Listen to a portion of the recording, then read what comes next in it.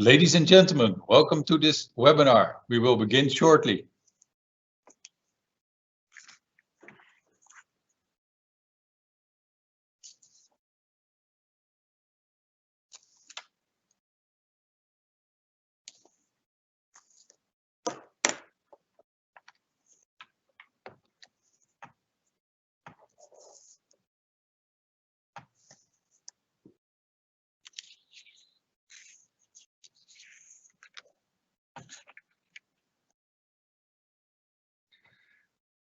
Ladies and gentlemen, welcome to this webinar. We will begin shortly.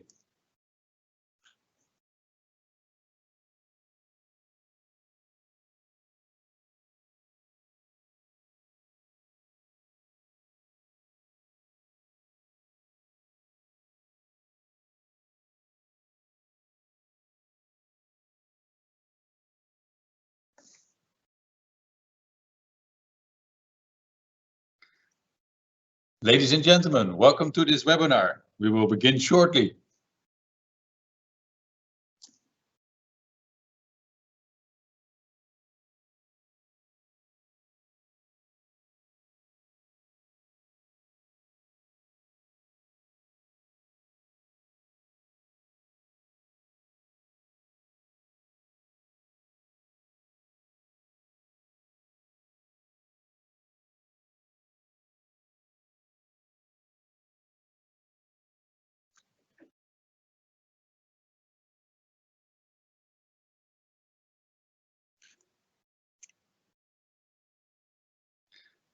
Ladies and gentlemen, welcome to this webinar. We will begin shortly.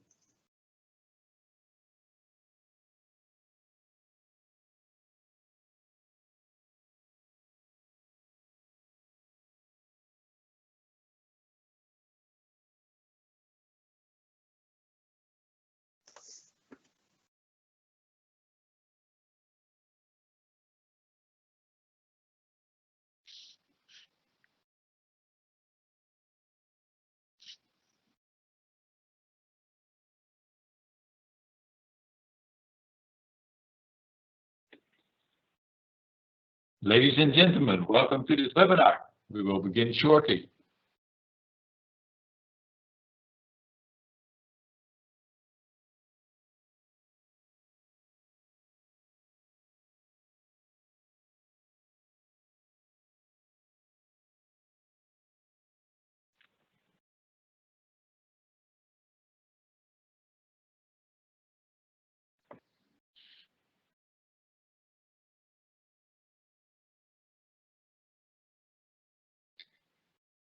Good afternoon, ladies and gentlemen. Welcome to this live event broadcasted from the Netherlands. The Holland International Distribution Council, HIDC, in collaboration with the Netherlands Foreign Investment Agency, Nfva, will host an informative online session that delves into the transport and logistics sector. The session will include testimonials and insights from businesses in both South Africa and the Netherlands, as well as representatives from the Dutch government. Mark Reinecker, Project Manager Nfva South Africa, will introduce today's program and the speakers and will moderate today's event. Mark, the floor is yours.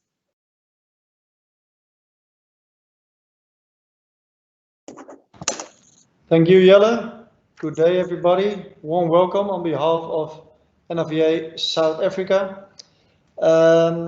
We are indeed having a very busy program with 7 speakers.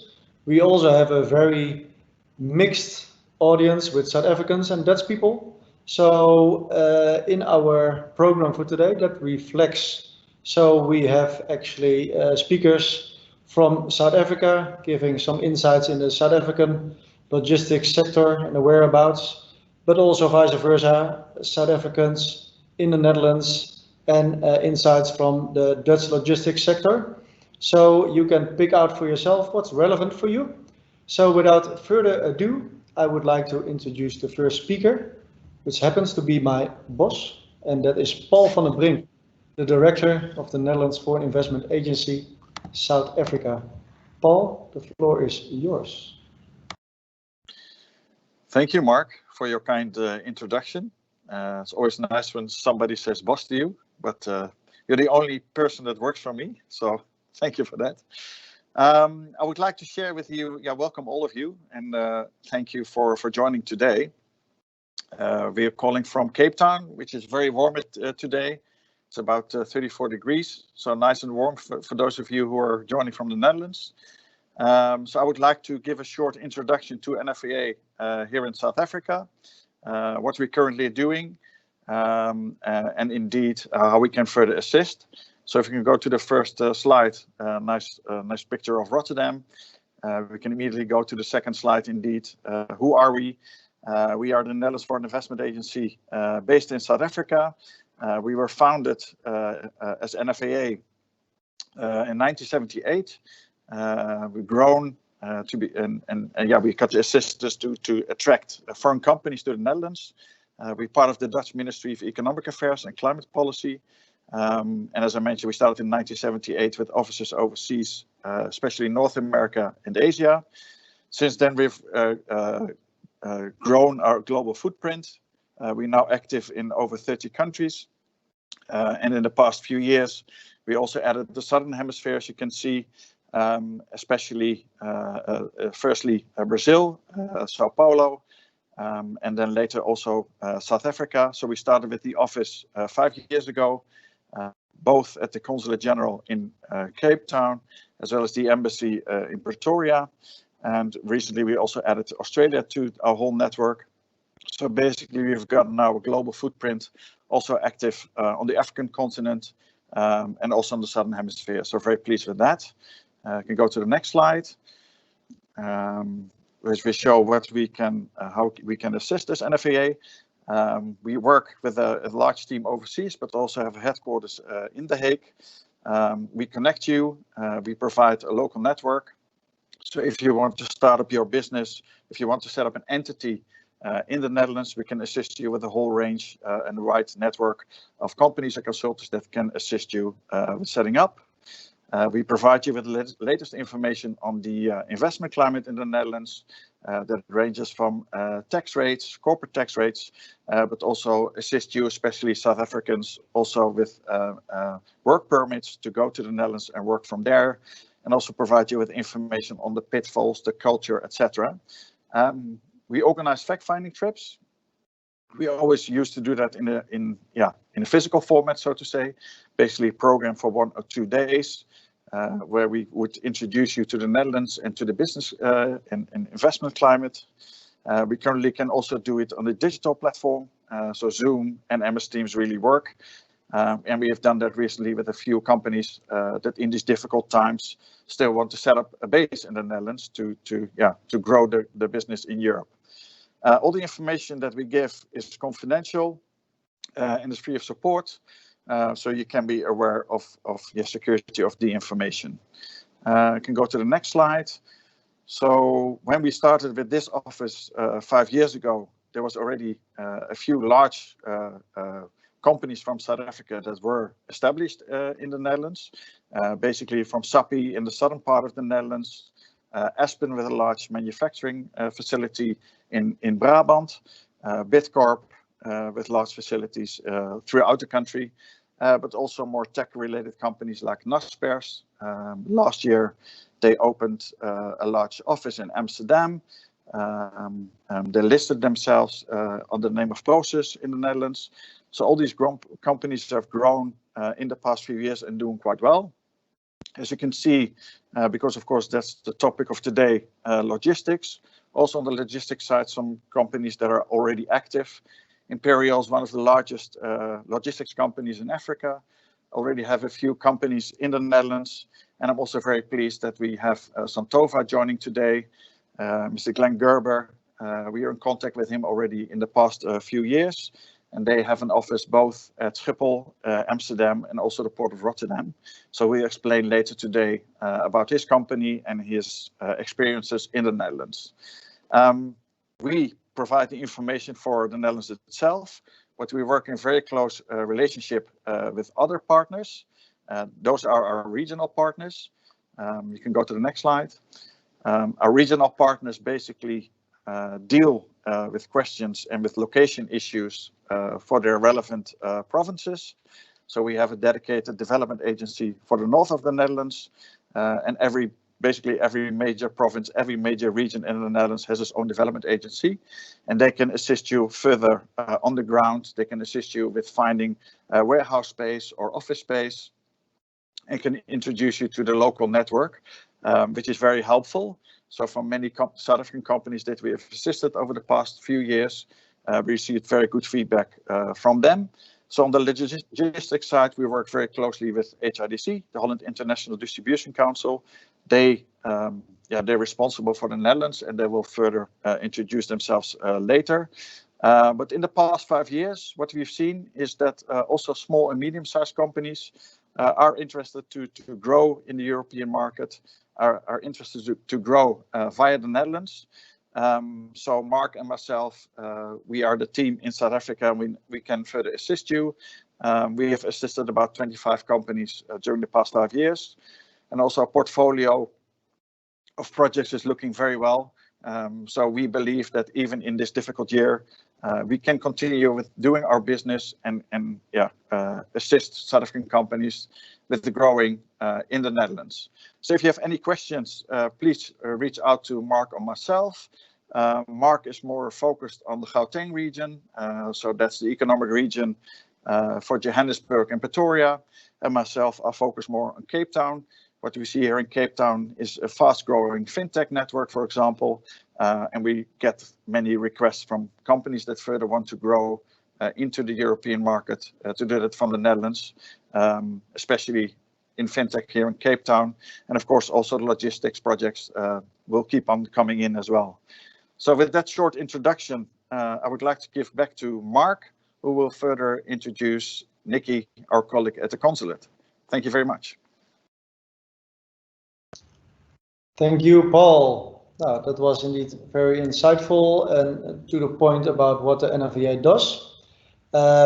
If people are wondering, this webinar is being recorded for you afterwards, and also the presentations will be shared with you afterwards, so no need to write like a crazy person to get all the information. So that will be sorted for you. And the next speaker is indeed Nikki Walker, the Deputy Consul General at the Dutch Consulate in Cape Town. And Nikki will share with us what the Dutch government is providing for Dutch businesses in South Africa. Also good to remember that the clients that the Nfva in South Africa works for, so the South African companies, the moment that they expand their business into the Netherlands and they actually open a BV, the Dutch version of a PTY in the Netherlands, then they also qualify for Dutch governmental support. Those kind of things is actually what Nikki is dealing with. So Nikki, the floor is yours. Thanks, Mark. Good to be here. As Mark indicated, I'm the Deputy Consul General here in Cape Town. For the locals who are part of this call, you can hear that I am very local. So it's quite a strange situation where I am South African working for the Dutch, but I like to introduce myself as proudly South African, proudly working for the Dutch. And so I find myself as the deputy here in Cape Town. Our main mandate is that of economic diplomacy and promotion of trade and investment between our two beautiful countries. But before I dive into what we do, I'd like to just tell you a little bit about how we do it, which is so vital to what we offer here locally and to our Dutch stakeholders. So if we could go to this next slide, please. So the Dutch approach to modern diplomacy here in South Africa particularly is all about building relationships first. It's about listening to what the South Africans have to say, what they need, what they too can offer to the relationship, and then focusing on long-term commitment and partnerships. And this approach is vital if you're going to do good business, sustainable business, and build long-lasting partnerships. Next slide, please. because of the way we've worked, we've actually created a platform that forms the basis for all our events, our initiatives as the Dutch Consulate and Embassy in South Africa, and we speak about Co-Create SANL, which says everything it needs to. It speaks about co-creating between our countries. It's about exchanging ideas and innovations for a sustainable future, and with a genuine belief. You know, it's not all sort of airy-fairy stuff, but it's the genuine belief that if we do it together, we can make a difference. This began back in 2014 and has actually become the fundamental concrete way about which we approach our mandate here in South Africa. Next slide. But if we get to the nitty-gritty in terms of our offerings to Dutch businesses, entrepreneurs, organizations, these are some of the examples that we assist with as missions here, foreign missions, both in Pretoria and in Cape Town. We look, for instance, at red tape reduction. We establish good networks here with both national, provincial and local government who offer assistance in that. We look at opportunities, identifying and distributing what's happening locally and where opportunities lie for Dutch businesses and entrepreneurs. We host trade missions and matchmaking, and not sausage machine matchmaking, but tailor-made matchmaking that looks to a long-term relationship moving forward. We also provide advice on subsidies that are available through the Dutch government through Buitenlandse. We also, very importantly, offer warm network introductions. So one of our main jobs here in South Africa is to build relationships with the right people so that we can open doors and smooth relationships, identify opportunities and facilitate deals moving forward. And then finally, just positively positioning the Netherlands as a sustainable and creative and collaborative partner. Yes, I think then that you can see us as a bridge between the local transport and logistics sector here in South Africa and the Dutch one. And we're keen to join all the conversations and be part of facilitating any discussion you need to take your business forward. Thanks, Mark. That's me.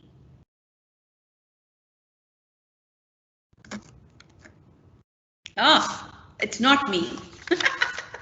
Yes, and there's me again. I'll throw in one more minute because I know you're watching my time. So, okay, so as I said, one of the offerings that we do is we identify opportunities, local opportunities for Dutch stakeholders, entrepreneurs and businesses. We've recently conducted a study into South African logistic opportunities, looking at where Dutch expertise lies, where South African expertise lies. These are the areas that we've identified or that the study identified. It's very high level here, but I do have a copy of that study if anybody's interested. Very happy to share. And that's really me now. Thank you, Mark.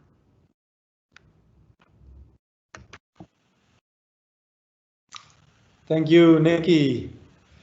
The next speaker, you see already the logo of Pargo coming up on your screen, is Lars Veul. Obviously, as Nfva, we focus solely on assisting South African entrepreneurs, businesses, actually sub-Saharan, I must say, companies to expand into Europe, and then obviously via the Netherlands instead of any other European country. But it's also interesting to see, especially in the field of transport and logistics, how there is, despite perceived or real local challenges, how there is still a lot of business going from the Netherlands to South Africa.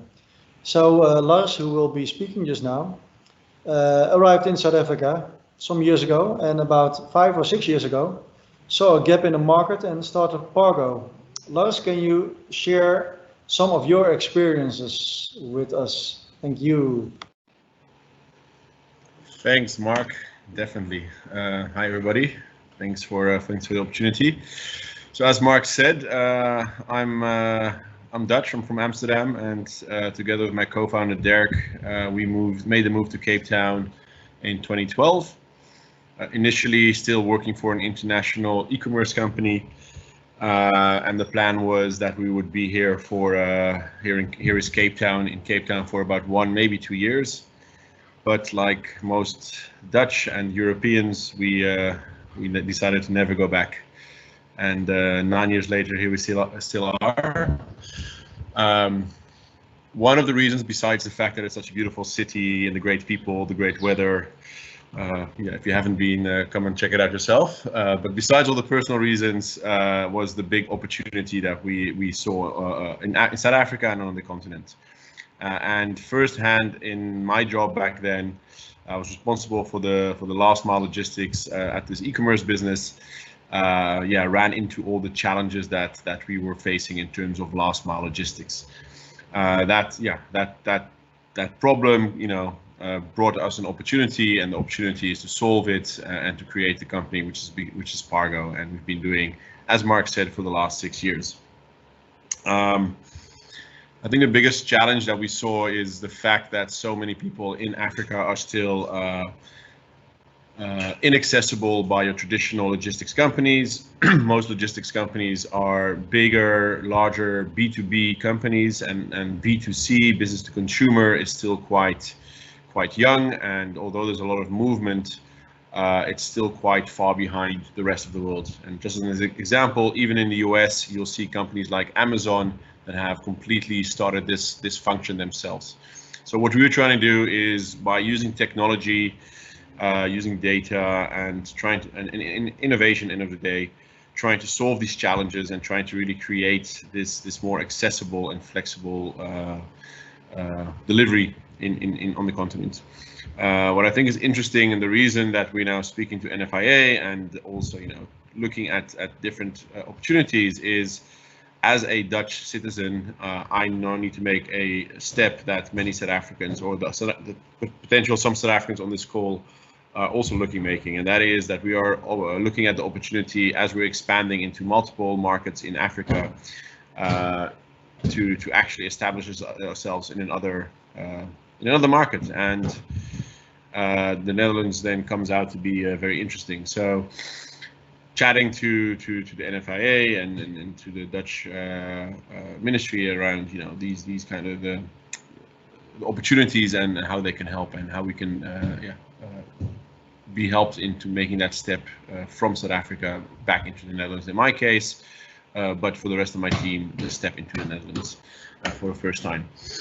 I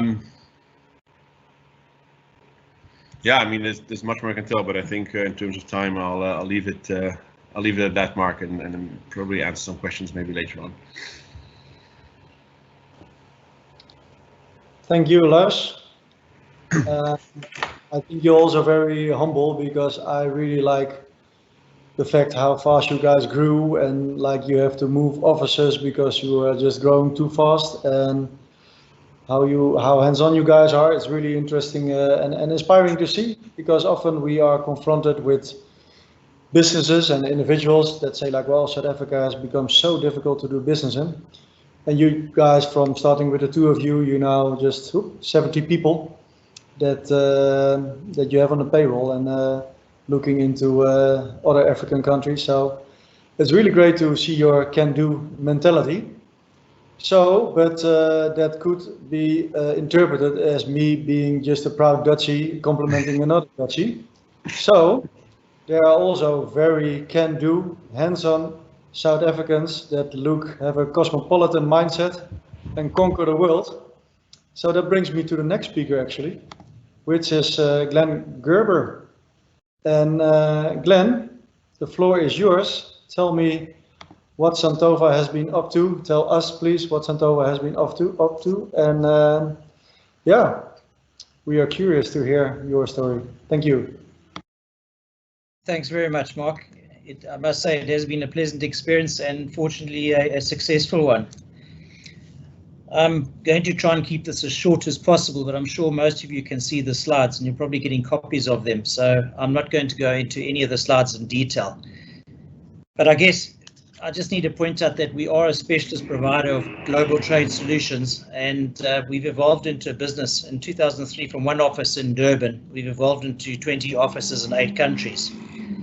We have fairly good representation in the UK, Netherlands, as has been pointed out, in Germany, Southeast Asia, China, Australia, and obviously throughout South Africa and in Mauritius. And in Holland, from having started with an office of 3 people, we're now in the region of about 30 or so. But certainly if it wasn't for technology, we would probably be 3 times that size.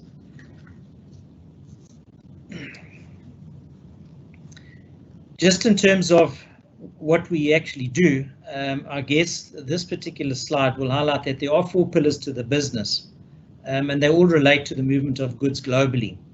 But the first pillar concerns international trade services, which, as you can clearly see, is supply chain engineering, e-commerce, logistics services, all the way through down to financial services, but financial services predominantly being in short-term insurance. And the second pillar concerns technologies. We're pretty much on the forefront insofar as cloud-based technologies are concerned, and I don't need to explain why. Business intelligence is the third. Here we are effectively involved in extensive data analysis, predictive analytics, and I guess automated report writing for companies insofar as their decision making is concerned. And it's obviously a sphere that's grown quite significantly over the short while. And then the final one is value-add services, which we predominantly involved in global projects, which requires project teams, individuals of unique needs, globally put together. And the projects can actually range from an IT project from a portal all the way through to setting up experimental stations in the Antarctic, for example. But I guess if one looks at our business model, it is pretty asset light, pretty technology focused. And I guess the Netherlands obviously embraces and supports this type of business model for ourselves. If one looks at the world, how it's changed, and to give some perspective, and I know being in Holland, most of you are pretty much aware of it, but being in the outlying areas of the world, one doesn't quite realize the extent to which the world has actually changed. And Mark, if you can just jump a couple of slides there. I've referred to the future world, but new business models are evolving all the time, and I guess there are 5 forces driving this. Digitization is obviously one. There are significant shifts in international trade, which I'll cover just now, and obviously software packages have come to the fore, and there has been significant change in consumer demand. One sees the e-commerce business models coming through, and then obviously business-driven process changes. But the trends are definitely now a smaller share of goods have been traded across borders. Trade is becoming more regional and less long haul, and the service trade is growing faster than the goods trade. And R&D and innovation is important, and obviously technology. And I guess labor costs have actually become less important as we've moved forward. I guess the technological transformation and evolving trends in global trade does actually make the Netherlands an ideal home for the adventurous. But if one talks about trade becoming more regional, it brings into focus the Netherlands as a strategic location or base from which to operate. As a reasonable trading ground, or as I said, a base from which to operate and actually into the rest of Europe. But what has become more evident now is with regionalization and trade, one is looking for closer relationships to suppliers, speed to market, and obviously proximity to consumers. I guess consumers aren't prepared to wait for an item, they want it yesterday. And as a result, I guess the 3 things about the Netherlands that has worked in our favor, and that's the geographical location, the sophisticated infrastructure, which I'll cover just now, and the high-tech environment, which is obviously fairly attractive. There's a lot of innovation taking place within the Netherlands, that's obviously conducive to this type of business model. And if one looks at Southeast Asia, and I can talk from a position of strength in view of the fact we have offices in Singapore, in Thailand, in China, and Australia, and we're obviously looking at Japan as well. But what one finds is China is obviously grown as a fairly strong contender in world economics, and is predicted by 2030 to be one of the top 17 of the top 25 bilateral trade lanes. And Asia Pacific, the influence on China in Asia Pacific has also been significant, and one looks at the whole Asia Pacific region as making up 8 of the top 25 trade pairs in 2030. But you'll see the forecast is that the trade between Asia Pacific and Europe becomes extensive as we move forward. And once again, one looks at Holland as serving quite an important trading base insofar as Europe is concerned. Yeah, interesting enough, Germany and obviously China, you'll find trade is actually growing on an annual basis, particularly when it refers to luxury goods or pharmaceutical goods or designer clothing or green technologies and so on. But that trade with Europe and Southeast Asia is set to grow significantly going forward, as opposed to the USA having its traditional stronghold on the world economies. Next slide, please. Santova, while being a fairly small company, we have made significant strides on the technology side. There are a few apps that we've actually launched. TradeNav is one, Santova mobile app is another, the Santova Express, Sure Cargo, and the e-commerce portal is about to be launched. And the e-commerce portal is something along the lines of an Alibaba, where one is able to trade without a warehouse. It's slightly different in terms of its proposition, but it's still e-commerce. But we've obviously ventured into this paradigm, and once again, our technology is all housed, the ownership and the patent, etc., is housed in Holland. There are tax benefits to that. The technologies that are reshaping the industry, you've seen it already, so we'll spend a second or two on this particular page. But once again, you can see the impact or the forces that are having an impact on the environment in which we trade at the moment. If anything, I mean, COVID has obviously brought that forward. What would have taken probably 5 years to transform, it's probably going to happen in a year now. And we've already seen it in the industry worldwide, where significant advancement has been made insofar as technology is concerned, and also particularly consumer behavior. So these forces are at play, and as I said, it is reshaping the industry, particularly the logistics industry. Next page. I've just listed a couple of examples of where one looks at the application leveraging of digital technology insofar as logistics environment is concerned. But once again, I'm sure most of you are aware of some of these technologies in the market. It's not all straightforward. Not everything can be automated, but certainly for the run-of-the-mill transactions, smaller type shipments, that can be automated to a large extent. However, the technology is both an external factor to take into consideration as well as an internal factor. If I look at our group, I think we, in 2006, we're probably 25 times bigger than what we were in 2006, and our staff complement's probably halved. So it shows you the role that technology has actually play within our business. And certainly we've used the Netherlands as a launching pad insofar as the experimentation and the actual application or rollout or deployment of that technology is concerned. The final slide, I just run through why the Netherlands is quite a nice strategic platform for a business if you're looking to get into Europe, but not just getting to Europe, but from a technology point of view. There are 5 main attractive attributes in my view. Sorry, next slide there, please, Mark. The first one I've mentioned throughout the brief presentation is that the Netherlands is at the forefront of technology. It ranks as number 2 in the world for online connectivity. The second point is location. The coastal location obviously ensures that you've got 24-hour reach into Europe, and particularly Germany, UK, and France, all within a day's reach of the Netherlands. And within the 500k radius, you've got access to a significant population, 170 million consumers or so. It also serves as Europe's second largest importer and their second largest exporter, providing direct access to 333 destinations worldwide. The Netherlands also has very much a first world infrastructure, for those of you that have seen it. But certainly its location is strategic in Europe. The third one is infrastructure. If one looks at the logistics setup, the facilities, and a lot of companies specializing in pick and pack, storage, transshipment, and other value-add activities, and warehousing distribution out of the Netherlands.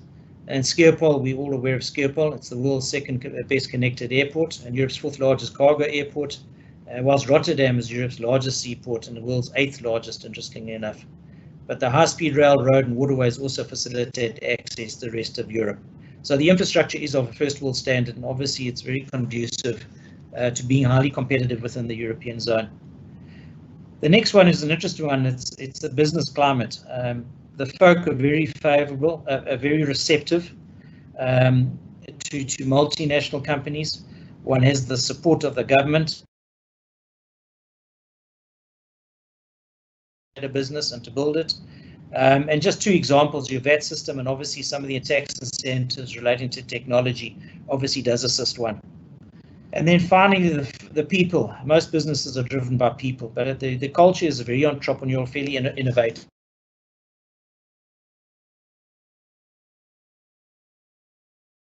As I said, insofar as new technology or new ways of doing things, and rolling it out internationally to the rest of our offices.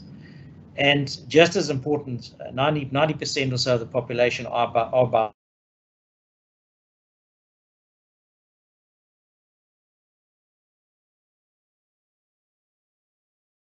and I can finish off by saying that fortunately we've had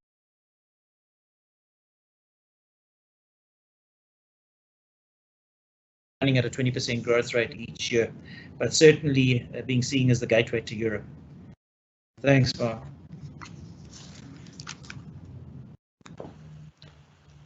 Thank you, Glenn. That was very insightful. And also thank you for your praising the Netherlands. That will bring in at least 2 new clients, I hope. The pitch for the Netherlands, the last minute. So thank you for that. Also, on a serious note, it was interesting to see that you developed the technology with the last mile logistics. That's exactly then also what Pargo is in South Africa. So it's actually interesting that the 2 of you also get to know each other this way. Before I introduce the next speaker, we also opened the live Q&A.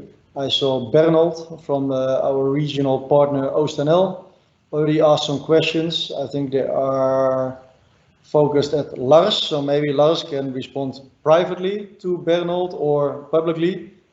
If you look at the chat box, Lars, you will see.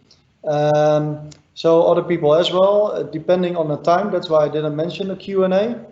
We'll see if we can answer questions that come up now, but preferably at the end of the Q&A session. And if we don't have time for that during this webinar, then we can always answer them later because you will receive all our contact details anyway. So let me introduce the next speaker, who actually was the first person to start this webinar. That's Jelle from HIDC, so Holland International Distribution Council. Most Dutch people actually know the organization as the Nederland Distributieland, NDL. Quite a few slides that I saw in Glenn's presentation are actually, well, the selling points, how actually HIDC is selling the Netherlands from a transport and logistics point of view. But Jelle, you can say much more relevant things about those things than I can. So the floor is yours. Thank you very much, Mark. Thanks for the introduction, and nice to be here, and look forward to strengthen the ties between South Africa and the Netherlands also when it comes to logistics. I'll touch upon our organization HIDC today, some developments in Europe, having a European distribution center set up and the benefits of having that, and why the Netherlands is such a good location to run your business from. First few words about our council. We were founded in 1987 and we've got around 300 members in the meantime, and we're promoting and representing the Dutch logistics industry. You see members in the logistics infrastructure like Port of Rotterdam, Schiphol, ECT and KLM. Many logistics service providers like the global players you see mentioned here, but also many niche players, for example, active in e-commerce logistics or life science logistics. Then all kinds of facilitating companies to the logistics industry. Think of banks or tax consultants, HR companies, real estate companies. And last but not least, the regions in the country that, well, complement the network too. So with that network backing us, we can help foreign shippers very well in setting up their supply chain for the European market. And that's our main goal, to have a smooth entry for exporters from overseas, and help them in finding a good and efficient supply chain setup, and also a good tax setup. So we give advice on partner selection in a neutral way, of course, but we link the foreign shipper with our member base, and we conduct also fact-finding trips, and we're assisting foreign shippers through the first intake, through to the decision-making process and the implementation. Well, some developments in Europe. What's new in Europe? Well, Brexit, of course, is on top of the list since the last few months.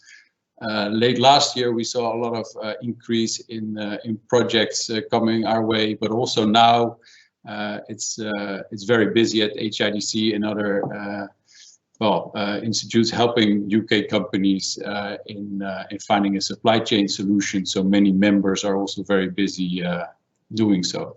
What you see pre-Brexit is that an EDC model from the UK would work, as the UK was still part of the internal market.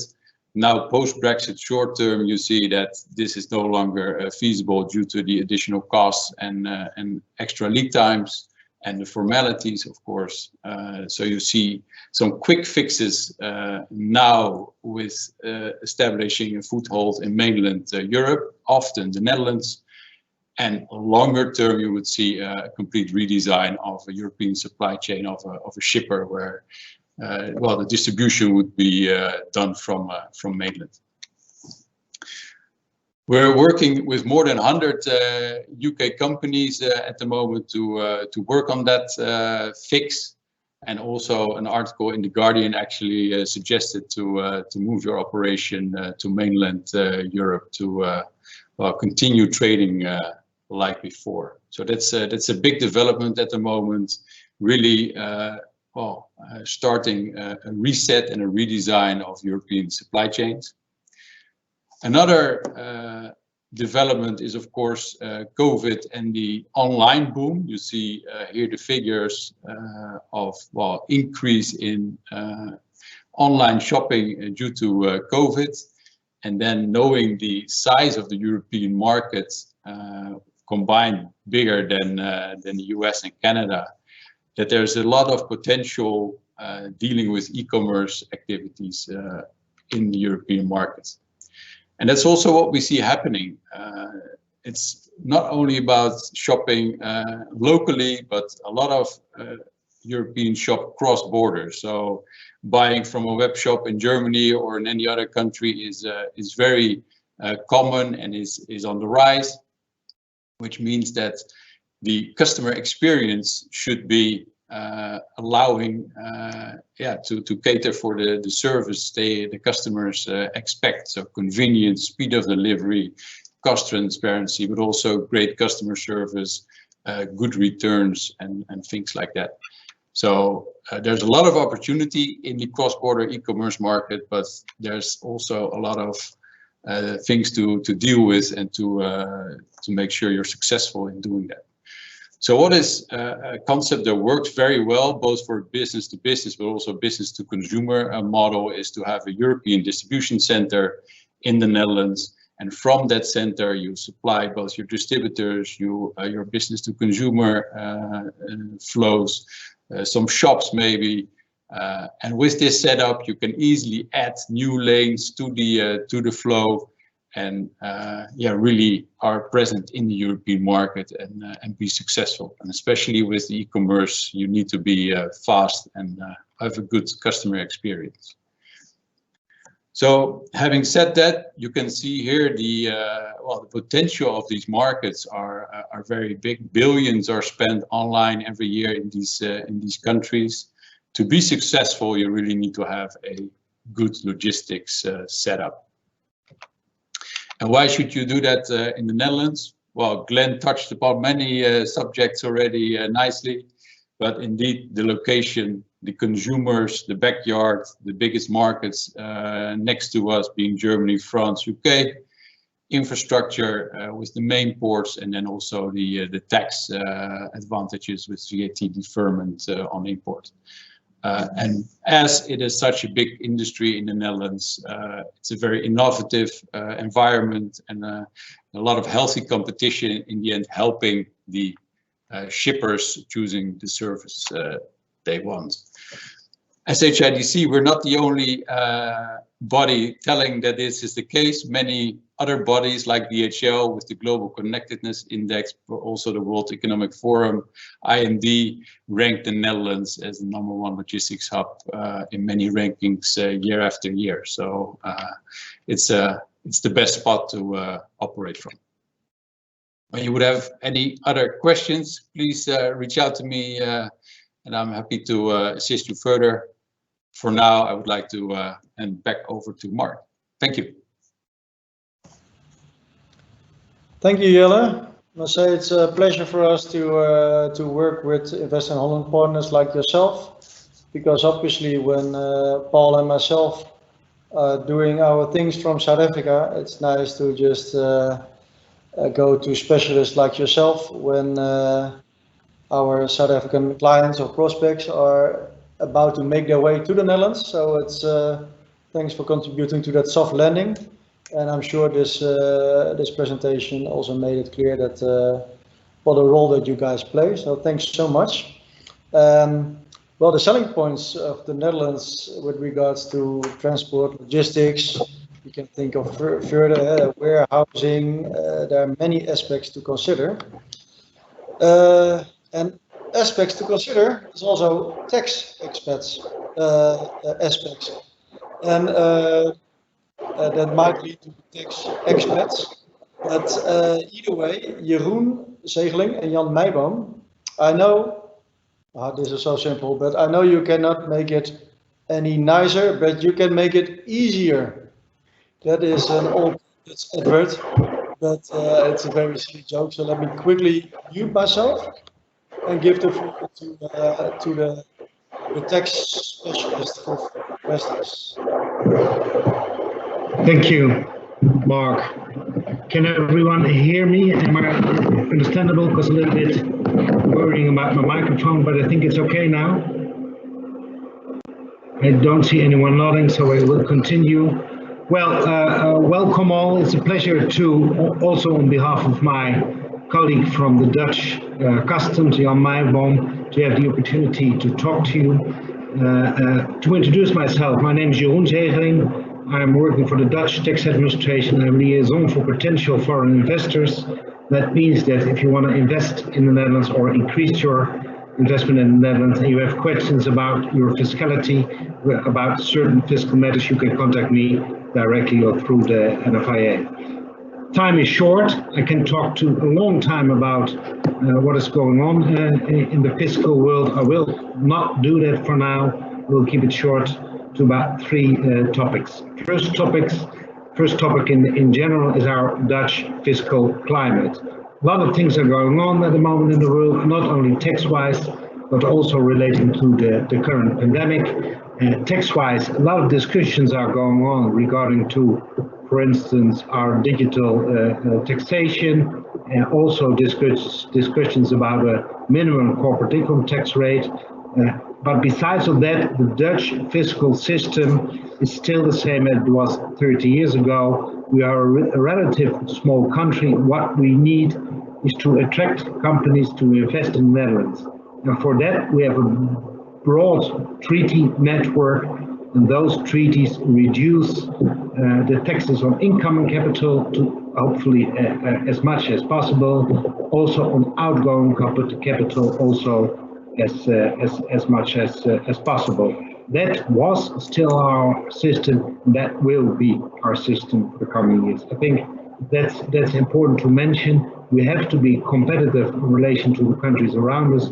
I think we are. It's a little bit hard to see because a lot of things are changing now. A lot of countries are raising their corporate income tax rate, for instance, to fund the billions of money that are spent on keeping companies alive at the moment, but roughly that will be the system in the Netherlands.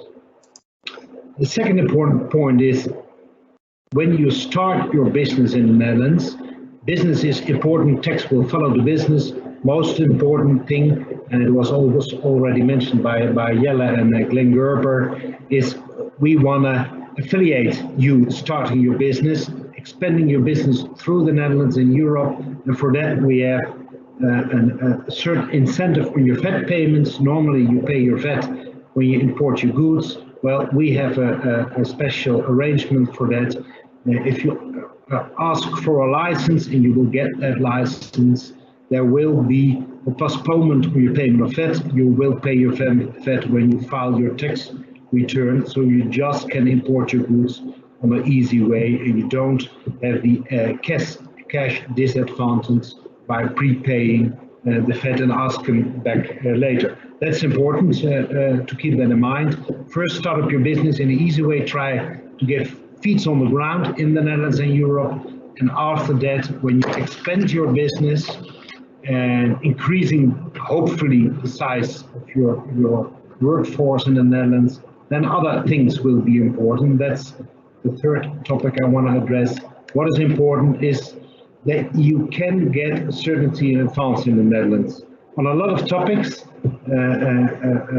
For instance, the Innovation Box. The Innovation Box is an interesting fiscal incentive where the profits relating to certain innovative activities will be taxed at a far more lower rate than our general corporate income tax rate. Our general corporate income tax rate is 25%. The profit relating to those innovative activities is 9%.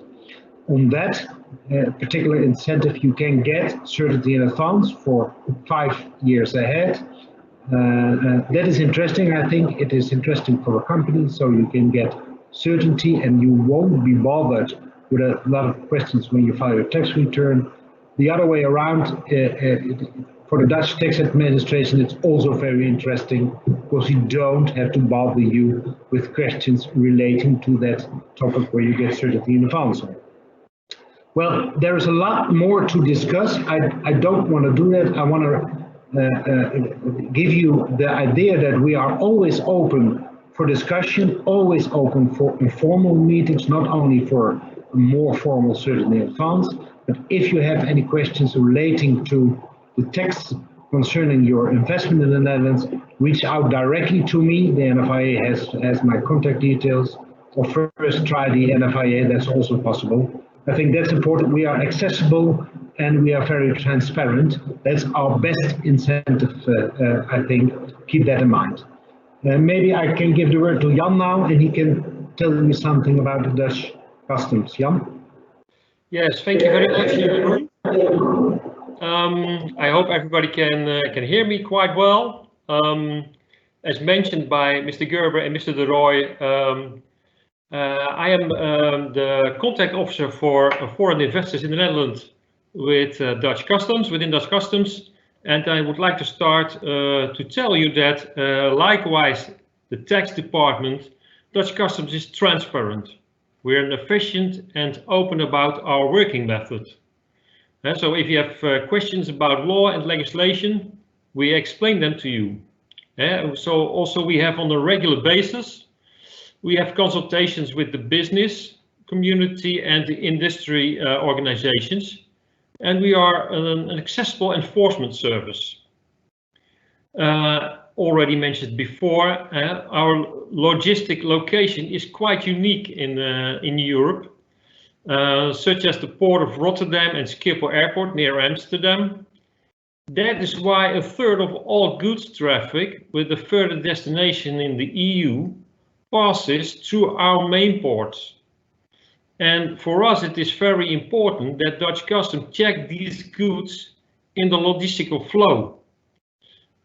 And we try to do it on a smart way, given the enormous volumes. So we do this through the single window principle and the one-stop shop on our joint inspection centers in the port of Rotterdam, as well as Schiphol. Our goal is to have a container checked once by all with our cooperating authorities in one place, preferably in the logistic process. That's why our slogan in Rotterdam, in the port of Rotterdam, is we don't bring the container to the scan, but we bring the scan to the container. to check as efficiently as possible in the logistic chain, if necessary. That is why each container terminal has its own scan. These scan images are being assessed by us at the central custom office. There we decide and determine the correct enforcement level. Another topic and benefit of us is that when goods are important, and sometimes, unfortunately for the business, when custom duties have to be paid on these imported goods, and therefore also VAT has to be paid at the import, this VAT can be diverted. You can transfer it and be paid at a later date, preferably with the end user of the goods. And when we look at the near future, customs and our European customs legislation will change in the coming years. In fact, this year there are a lot of changes as well. The exact rate of these changes will be determined in common agreement with all member states.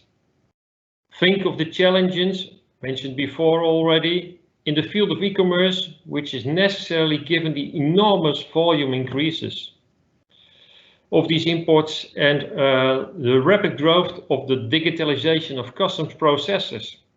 Dutch customs is a digital and online service nowadays. The first real challenge already is behind us, the Brexit. UK has become a third country, like all non-union countries, and that means a lot of extra formalities. We are prepared of these challenges. We took on board many new employees and now still currently being hired as well. A lot of data analysts and a lot of different specialists. So that comes when, if you are a company with interest in the Netherlands and you need some guidance in law and legislation in custom matters, please feel free to contact me via Nfva, HIDC, or even you can find me on our national website of Dutch Customs. So information about customs for companies and individuals can be found on our website. Beyond that, that's why we are very transparent. Many of our corporate films of Dutch Customs you can find on YouTube. So easy to access.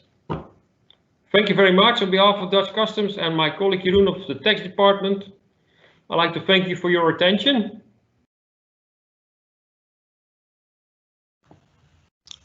Thank you, Jeroen and Jan.